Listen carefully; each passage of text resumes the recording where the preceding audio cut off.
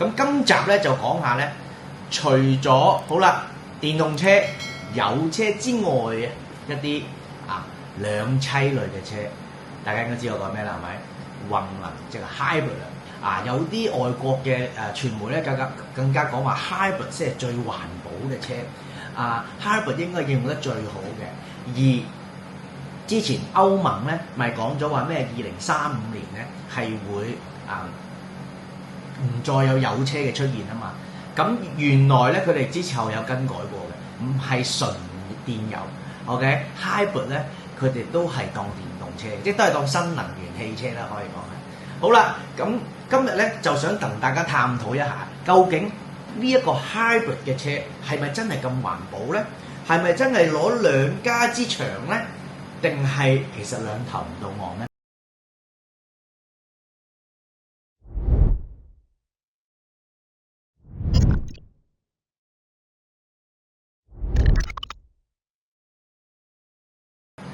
好啦，首先咧，我哋都要講下咧，其實 hybrid 車咧有啲邊幾種先介紹一下。嗱，首先咧有4種嘅，一開始咧有一種輕混能 ，OK， 叫 MHEV， 主要咧就係電機咧去輔助嘅，係啦，咁就即係當你停車起動或者撻車嘅時候咧，就用電機或者即係比較細嘅電池咧，去幫手起動同埋回收一個電能。咁就呢個係最初期嘅輕混能車嚟嘅。咁之後就到 HEV 啦，就係全混能啦。全混能咧就係最常見，就係當你電機同埋引擎咧一齊協作去做嘅。當低速嘅時候咧就會用純電 ，OK， 行得快嘅時候咧就用翻去呢個汽油嘅。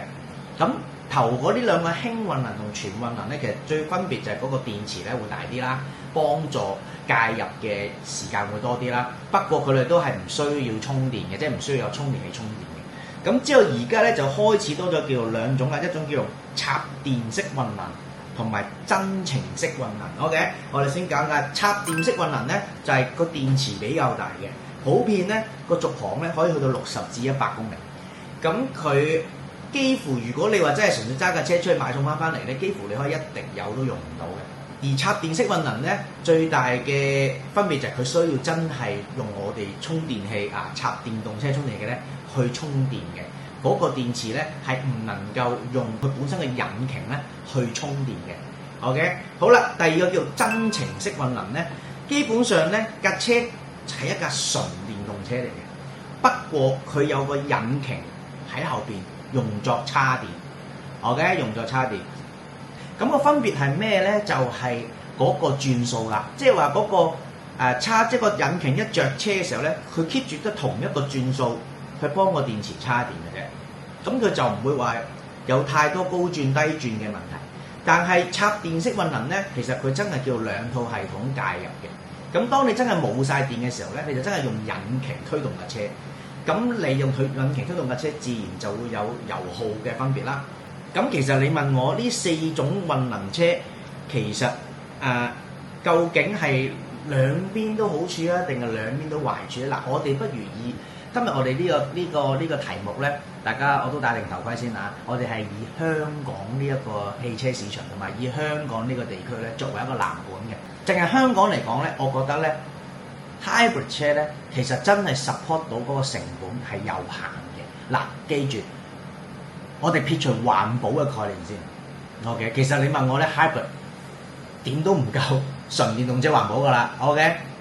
咁 hybrid 車，如果你話插電式混能咧，其實我就覺得係一個你問我都幾摸不着頭腦嘅產品嚟。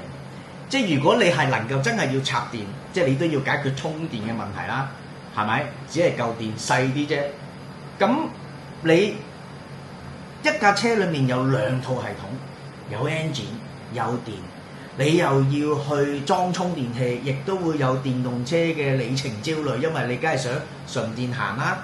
然後過咗之後，你就要用油車。嗱，你要記住，當你嗰個插電式 hybrid 咧，你嚿電乾晒之後咧，喺高速譬如行100公里、200公里遠嘅地方，你就純用engine嘅，同你嘅 engine 車冇分別㗎啦。但係最大嘅分別就係你架車會重咗好多。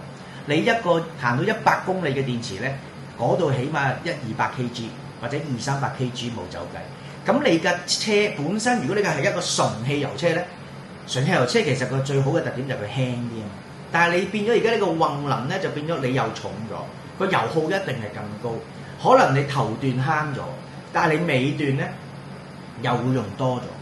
咁所以其實你問我，無論係你遠程定係近程，其實呢個插電式混能嘅車，我都諗唔到其實個好處喺邊度嘅。OK， 而你保養維修咧，亦都係好困難嘅，因為你又要搞電池，亦都有個壽命啦，係咪？亦都要照舊汽油車咁要換偈油啦，要汽油車一般嘅零件嘅保養啦，而架車嘅系統亦都非常之複雜嘅。你壞或者要保養要維修嘅機會咧，亦都大好多。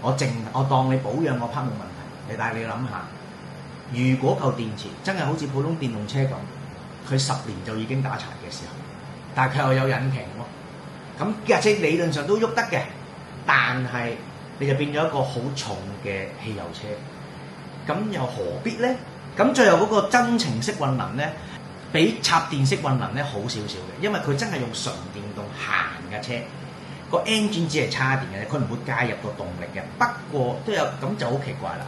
我記得我之前試過就係睇嗰啲片咧，就係有人笑一架 Tesla 咧，後邊咧就拖住個發電機，柴油發電機就插緊電。其實呢個增程式混能咧，原理都係一樣。其實佢都係攞個 engine 嚟插電。咁其實呢個邏輯係一個問題咧，就明明係純電動車，但係我亦都要入油，用個引擎嚟插翻嚿電。咁同我用柴油發電機充電動車咪一樣咯，個原理。咁零件嘅數量會多出1倍，佢嘅故障咧亦都會增加嘅。無論你個電出問題定係你嘅引擎出問題，成套系統都係有問題。咁當然你話如果係香港嚟講咧，我都會建議啦。如果你係真係經常要使用車輛，好似我咁做工程日日周圍去睇位嘅話咧，我建議真係用電動車嘅。你日日都用車嘅人咧，其實你用電動車咧，絕對係慳好多油嘅。我覺得你話一啲輕嘅混能車咧，或者一啲個電池只係輔助你慢車嘅時候，我覺得係呢一個係有幫助嘅。第一，佢個電池唔會太大，亦都唔會令到架車太重。第二咧，就算壞都好啦，嗰粒電咧都係有限錢嘅啫。以我所知咧，以前嗰啲 hybrid 車基本上5萬6萬都可以換到㗎啦。如果你一粒即係講緊行到100公里嘅電咧，可能都要10萬8萬嘅。OK， 咁第三咧就係混能車。